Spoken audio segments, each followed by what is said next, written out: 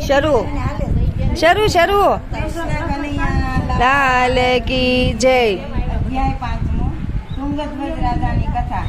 સૂત ઉવાચ શ્રી સૂતજી બોલ્યા, હે સૌનકાદિ મુનિઓ, હવે તમને એક બીજું દ્રષ્ટાંત કહું છું, તેનું તમે શ્રવણ કરો। પૂર્વે પ્રજાનું ઉત્તમ પ્રકારે પાલન કરનારો તુંગધ્વજ નામનો એક રાજા હતો। તે સત્યનારાયણ ભગવાનના પ્રસાદનો અનાદર કરી ઘણું દુઃખ પામ્યો હતો। તે એક દિવસ જંગલમાં જઈ ઘણા મૃગો અને જાનવરોનો શિકાર કરી થાકી ગયો હતો।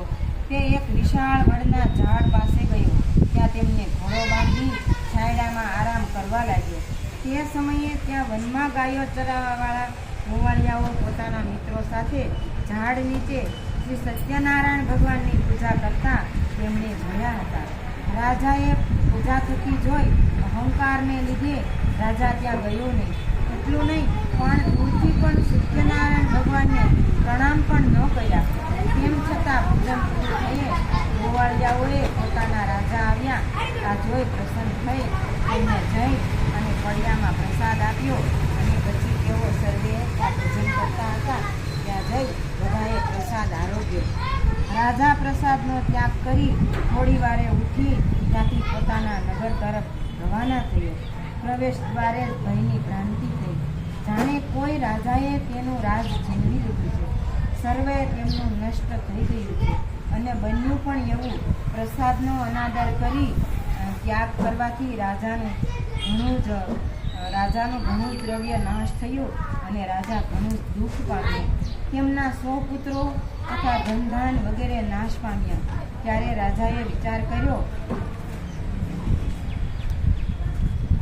કે આવું કેમ બન્યું હશે? નક્કી ગોવાળિયાઓ સત્યનારાયણ ભગવાનની પૂજા કરતા હતા, તેમના ફળિયાનો મેં અનાદર કર્યો। સત્યનારાયણ ભગવાને જ મારા સર્વ પુત્રાદિનો નાશ કર્યો હોવો જોઈએ। માટે જ્યાં પેલા ગોવાળિયાઓ સત્યનારાયણ ભગવાનનું પૂજન કરતા હતા ત્યાં જાઓ એવો મનમાં નિશ્ચય કરી અને રાજા ફરીવાર ગોવાળિયા પાસે ગયા।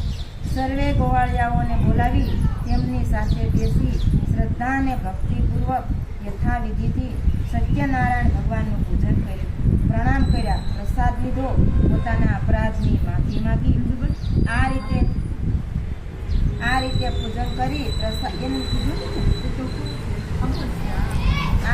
પૂજન કરી પ્રસાદ લેવાથી ભગવાન સત્યનારાયણ પ્રસન્ન થયા। રાજાએ ગુમાવેલું સર્વ એને પુનઃ પ્રાપ્ત થયું। આ લોકમાં ધનવાન, પુત્રવાન, વૈભવવાન થયા અને અંતકાળે વિષ્ણુ લોકમાં ગયા। જે કોઈ મનુષ્ય ભક્તિભાવથી પરમ દુર્લભ એવું સત્યનારાયણનું વ્રત કરે તથા કથા શ્રવણ કરે તેને ભગવાન સત્યદેવની કૃપા। તમે તો નહીં આવો વિડીયોમાં, આપી દો મોબાઈલ વળી, એક કામ કરો, સત્યદેવની કૃપા હોય તો તેને બંધનમાં પડેલો બંધન મુછેલી વસ્તુ પ્રાપ્ત કરી અને સત્યપુરમાં જાય છે, જેમાં પણ કોઈ શંકા નથી।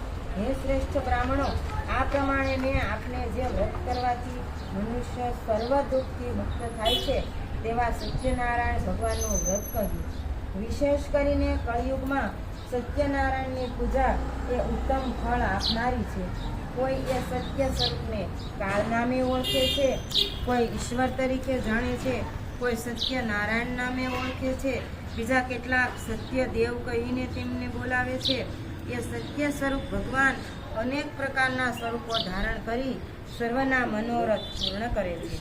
આવા સત્યનારાયણ ભગવાનની પૂજા કલયુગમાં હંમેશા થતી રહેશે। હે ઋષિ મુનિઓ, જે મનુષ્ય આ કથાનો નિત્ય પાઠ કરે અથવા કથાનું શ્રવણ કરે તેના સઘળા પાપો સત્યનારાયણ ભગવાનની કૃપાથી નાશ પામે છે। હે મહામંડલેશ્વર, અગાઉ જેઓએ શ્રી સત્યનારાયણ ભગવાનનું વ્રત પૂજન કર્યું હતું તેમના ત્યાર પછીના જન્મની હવે હું તમને કથા કહી સંભળાવું છું। કાશી નગરીમાં શતાનંદ નામનો બ્રાહ્મણ બીજા જન્મમાં મહાજ્ઞાની સુદામા તરીકે જન્મ પામ્યો। તેમણે શ્રી કૃષ્ણ જેવા સખા પ્રાપ્ત કર્યા અને અંતે મોક્ષ મેળવ્યો। લાકડા વેચનારો ભીલ જાતિનો પઠિયારો બીજા જન્મમાં કેવટ તરીકે જન્મો। તેને ભગવાન શ્રી રામચંદ્રના ચરણ ધોઈ પાન કરી અને પોતાના કુળને ચાલ્યું હતું. ઉલ્કામુખ નામનો રાજા બીજા જન્મમાં દશરથ રાજા થયો. શ્રી રામ જેવા પુત્ર પામી અંતે વૈકુંઠ ધામમાં ગયો હતો. ધાર્મિક વૃત્તિનો સાધુવાણીઓ બીજા જન્મમાં રાજા મોરધ્વજ થયો. ભગવાન તેની પરીક્ષા લેવા આવ્યા.